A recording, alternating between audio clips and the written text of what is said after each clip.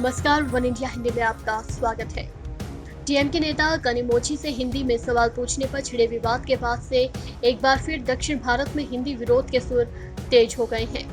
कनिमोझी ने आरोप लगाया था कि अब उन्होंने सीआईएसएफ अफसर से तमिल या अंग्रेजी में बोलने को कहा तो अधिकारी ने उल्टा उनसे ही सवाल कर लिया कि क्या वो भारतीय नहीं हैं।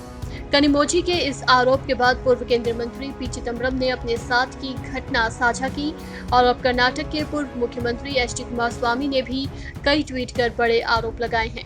कुमारस्वामी ने कहा कि हिंदी भाषा राजनीति अक्सर दक्षिण भारतीय नेताओं से मौके छीनती है। लगातार एक के बाद एक ट्वीट करते हुए एचडी कुमारस्वामी ने लिखा, डीएमके की सांसद से पूछा गया कि क्या आप भारतीय हैं।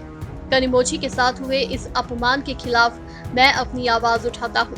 ये बहस का विषय है कि किस तरह दक्षिण भारत के नेताओं से हिंदी भाषा राजनीति ने अवसर छीन लिए हैं। कुमारस्वामी ने आगे लिखा, हिंदी राजनीति ने कई दक्षिण भारतीय नेताओं को प्रधानमंत्री बनने से रोका। एचडी देवगौड़ा, करुणानिधि, कामराज इनमें प्रमुख हैं। हालांकि देवगौड़ा इस बैरियर को तोड़ने में सफल रहे, लेकिन ऐसे कई मौके आए जब उन्हें भाषा को लेकर आलोचनाओं का सामना करना पड़ा। उन्होंने कहा कि तब हिंदी राजनीति सफल भी हो गई थी जब देवगौड़ा को लाल किले से हिंदी में भाषण देना पड़ा। पीएम देवगौड़ा सिर्फ इसलिए माने क्योंकि अधिकतर किसान यूपी बिहार से थे। पूर्व सीएम ने लिखा, मेरे साथ भी यही अनुभव रहा। मैं 2 बार लोकसभा का सदस्य रहा हूँ। सत्ताधारी दल दक्षिण भारत के लोगों को इग्नोर करते हैं। मैंने करीब से देखा है कि किस तरह हिंदी राजनेता अपनी चलाते हैं और नॉन हिंदी राजनेताओं का सम्मान नहीं करते हैं। आपको बता दें कि नई शिक्षा नीति आने के बाद से ही हिंदी भाषा थोपने को लेकर दक्षिण के कई राज्यों ने मोर्चा खोल रखा है।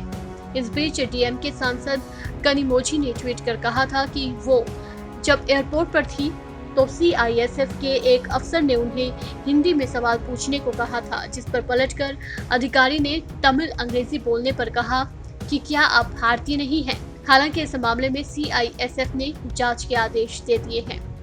वहीं कनिमोझी के साथ हुई इस घटना के बाद से ही कई अन्य नेताओं ने भी आवाज बुलंद की है। सभी नेताओं की तरफ से मिले समर्थन के बाद कनिमोझी ने सभी का शुक्रिया किया। इस खबर में फिलहाल इतना ही। तमाम अपडेट्स के लिए बने रहिए वन इंडिया के साथ।